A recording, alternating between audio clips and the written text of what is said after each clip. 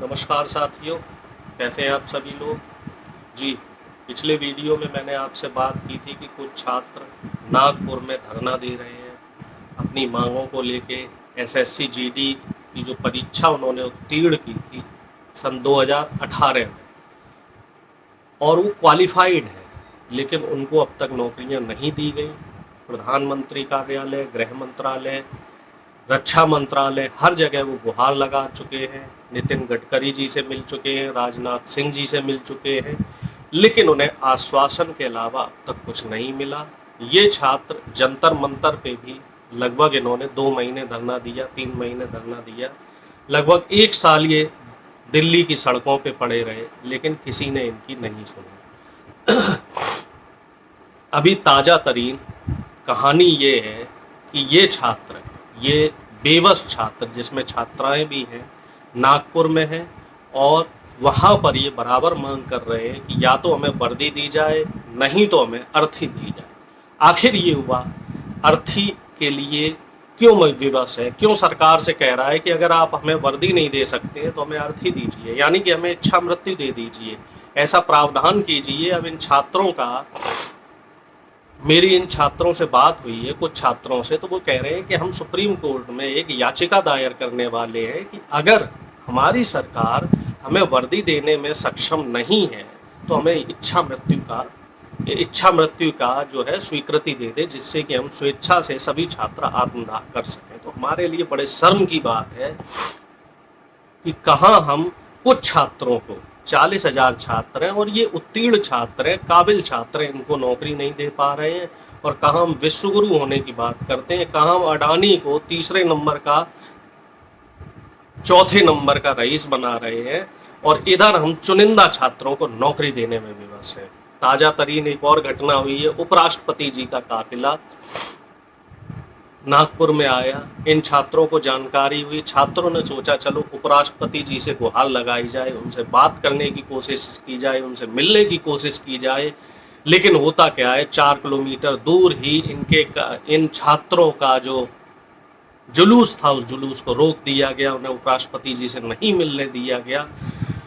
लेकिन फिर भी ये हार नहीं माने और जैसे तैसे पुलिस प्रशासन से लड़ के, झगड़ के, उनसे प्रतिरोध करके उपराष्ट्रपति जी के काफिले के काफ़ी करीब तक पहुंचे, लेकिन वहाँ भी कोई सुनवाई नहीं हुई, अनदेखी की गई उनकी। अब ये सवाल ये उठता है कि जब राष्ट्रपति, उपराष्ट्रपति, प्रधानमंत्री, गृह मंत्री, इन सब का काम क्या है? क्या आप हमेशा चुनाव करने के लिए ही आपने सरकार बनाई है? 5 राज्यों के चुनाव खत्म हुए, अब आगे जो 2-3 राज्यों के चुनाव आने वाले हैं उसमें आप लग गए। पूरे देश में आप सांप्रदायिकता का माहौल तैयार कर रहे हैं। लेकिन अगर हम बात करें गुड गवर्नेंस की, तो वो गुड गवर्नेंस कहाँ है?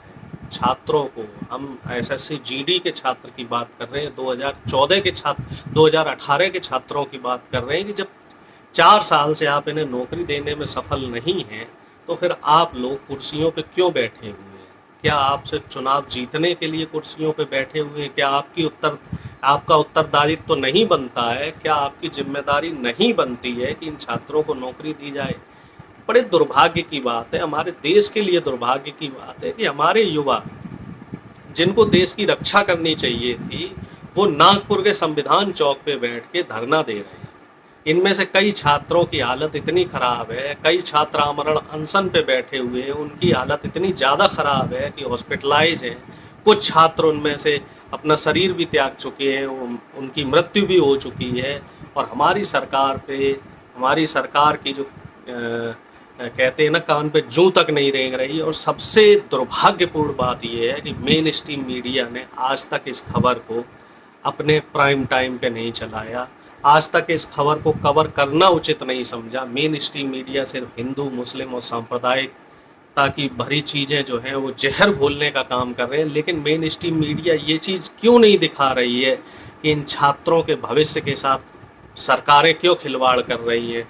खास तौर से जो मौजूदा सरकार है, जब से ये सत्ता में आई है, तब से ये छात्रों के भविष्य के साथ खिलवाड़ कर रही है, नौकरियां देने में विफल है, इनकी शिक्षा की गुणवत्ता को बनाए रखने में विफल है। सिर्फ इनके जो वादे हैं या दावे हैं वो सिर्फ चुनाव तक सीमित होकर रह जाते हैं। धरातल पे अगर देखा जाए तो धरातल पे सब शून्य है। नीरसता है, युवा कहीं ना कहीं इनसे टूट रहा है।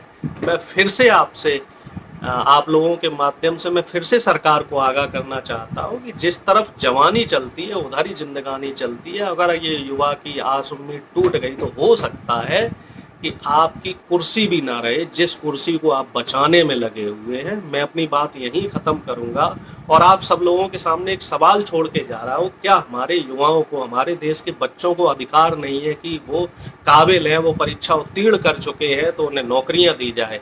अगर वो काबिल है तो इस वीडियो को ज़्यादा से ज़्यादा शेयर कीजिए, चैनल को सब्सक्राइब कीजिए और इन बच्चों की आवाज़ बनिए, इन बच्चों की आवाज़ सरकार तक पहुँचाइए। इसके लिए कम से कम आप लोग सोशल मीडिया के माध्यम से इन लोगों को सपोर्ट तो कर सकते हैं, तो वो सपोर्ट करने का काम कीजिए। बाकी जो अपडेट रहेंगे नागपुर से वो मैं आपको देता रहूँगा। तब तक के लिए जय हिंद, जय भारत।